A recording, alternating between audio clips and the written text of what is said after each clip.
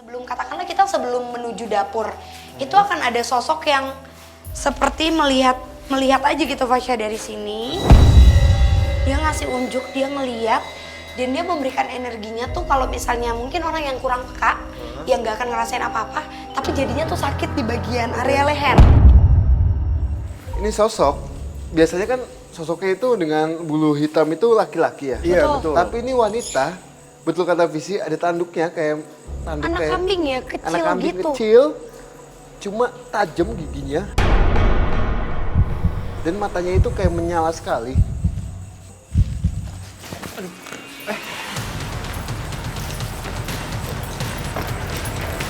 Kanannya kan ada ini, gak ada ininya loh. Kamu tunggu sini.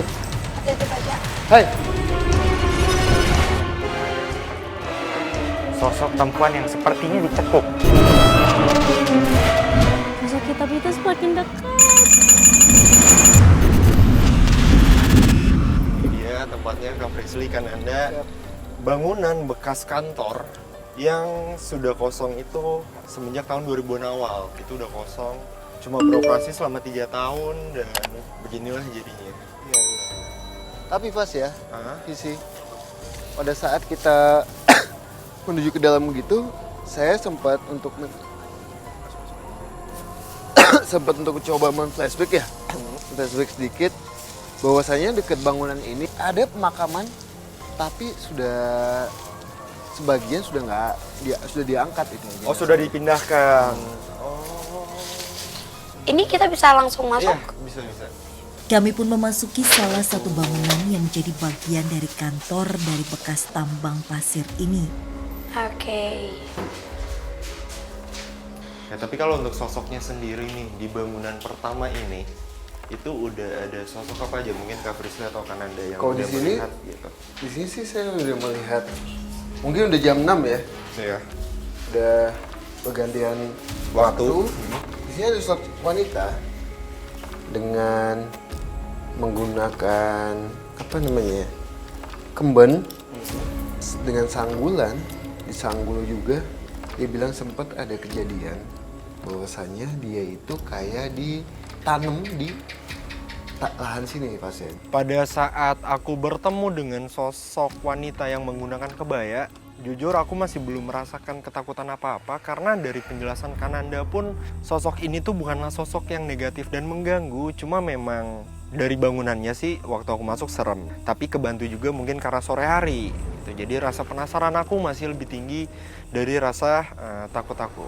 Itu tergambar dengan jelas Fasya, kalau area sini ini seperti ada sofa yang memanjang gitu, berwarna coklat, dan itu posisinya tuh kayak letter L. Iya, letter L gini, memanjang dari sini ke sini. Dan memang pada saat sofa itu masih ada, atau tempat duduk itu ada, banyak sekali makhluk yang sengaja berada di situ. Kan memang lagi-lagi para pekerjanya laki-laki, dihuni oleh laki-laki. Dan ternyata pada masa ini menjadi tempat yang aktif, mereka tuh masih bener-bener suka banget ngegangguin. Jadi kalau misalnya katakanlah kita sebelum menuju dapur, itu akan ada sosok yang seperti melihat aja gitu Fasya dari sini. Dia ngasih unjuk, dia ngeliat, dan dia memberikan energinya tuh kalau misalnya mungkin orang yang kurang peka, yang gak akan ngerasain apa-apa, tapi jadinya tuh sakit di bagian area leher. Memang benar adanya ketika tempat ini masih beroperasi, banyak dari karyawan yang diganggu oleh makhluk astral yang ada di daerah ini. Ya kalau di kantornya sering, ya seperti pembantu segala macam, ada gangguan-gangguan gaib gitu. Jadi kan sebelumnya ini banyak pegawai laki-laki ya Visi. Betul. Nah, sosok wanita itu suka menggoda laki-laki yang ada di sini dulunya. Pada saat laki-laki itu kayak mengikuti itu wanita ke arah sana gitu ya. Itu akan ada suatu kejadian yang mungkin dialami sama pegawai laki-laki itu. Oke, tapi dari tadi penjelasan Kak Frisly sama Kananda itu banyak sosok wanita di tempat ini yang memang mengganggu laki-laki ya di tempat ini. Tapi kalian tuh tahu nggak sih alasannya kenapa emang mereka cenderung mengganggu laki-laki? Langsung kita coba tanya aja sebentar ya. Frisly mencoba untuk berkomunikasi dengan sosok yang ada di sini. Kalau dibilang alasannya, itu karena memang para pekerja kan pastinya mengalami kayak kelelahan. Dan capeknya itulah merupakan hal yang dimanfaatkan oleh makhluk ini untuk mengganggu. Selain tadi yang katakan Anda menunjukkan secara fisik menjadi perempuan, dia tuh sering masuk ke mimpi. Maaf ya, tapi sampai membuat laki-laki mengalami mimpi dewasa. Lalu ternyata akibatnya adalah sakit. Dan itu pasti sakitnya itu lebih dari 3 hari. Apakah ada sosok lain yang memang mengganggu juga? Jelas ada. Jelas ada. Apalagi tadi kan Anda udah komunikasi dan dia sudah memberitahu sedikit gambaran bahwa adanya peristiwa. Betul. Coba yuk. Sebenarnya masih banyak lagi sih Pas ya. Mungkin kita coba Sambil explore lagi ya. Kami pun mencoba untuk melanjutkan penelusuran menuju area lain dari kantor ini.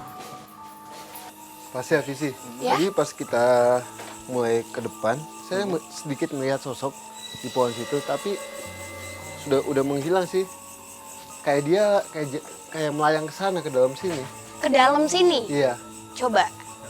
Dan melihat adanya sosok yang terbang menuju salah satu bangunan.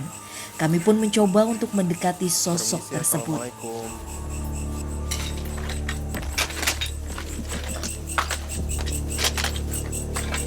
Oh, Assalamualaikum. Assalamualaikum. Yuk, permisi. Nah itu. Oke.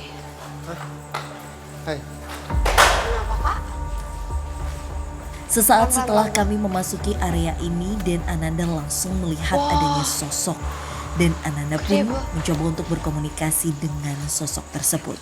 Mungkin bisa aku sedikit jelasin ya, Fasya? Iya. Ada sosok hitam besar, mata merah, dan mempunyai tanduk seperti tanduk anak kambing. Jadi kecil sekali tapi bertanduk jelas 2. Kayaknya dia mau pindah deh. Iya. Mau pindah. Maksudnya ini dia lagi ada Dia lagi pergerakan sama... mau ancang-ancang mau pindah Pas ya. Makanya tadi sempat saya kunci dulu. Jadi ini sosok yang tadi sempat saya lihat di depan, pohon di itu. pohon itu. Nah, ini sosok biasanya kan sosoknya itu dengan bulu hitam itu laki-laki ya. Iya, betul. Tapi ini wanita, betul kata Visi, ada tanduknya kayak tanduk Anak kayak kambing ya, kecil anak kambing gitu. kecil, cuma tajam giginya. Dan matanya itu kayak menyala sekali.